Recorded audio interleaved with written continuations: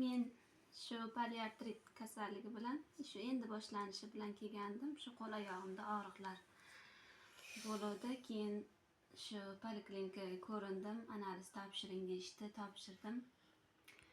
576 chiqdi. Reaktivniy belok degani, bu degani bo'g'imlarda shu yallig'lanish kuchli, shamollash kuchli hisoblanar ekan. Shu menga nimaga desam, shu poliartrit boshlanyapti sizda dedi doktorlar.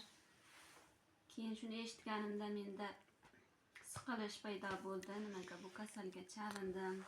Nega menda bunday bo'ldi? deb juda siqilib qoldim, tushkunlikka tushib qoldim. Shu bilan keyin doktorga uchradim. Million yozdi, bordim. Toshkentda bir qo'shnim shu kasal bilan chalinib, shu yerdan ancha shifo topib ketgan ekan. Lekin oxiriga yetkazmagan ekan. Shuni tavsiyasi bilan shu yerga keldim.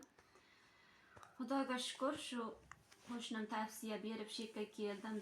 Doktor yurib, qiynalib, pul sarflab, nima qilib yurmadim va shu yerdan alhamdulillah shifo topdim. 4 kurs keldik, opam bilan birga keldi.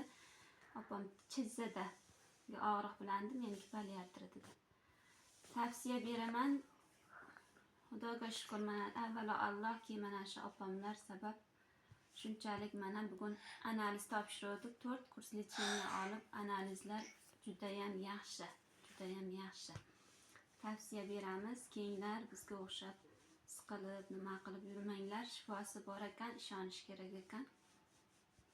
Yaxshi, hammasi yaxshi, Xudoga shukr. Opamlarga ham rahmat.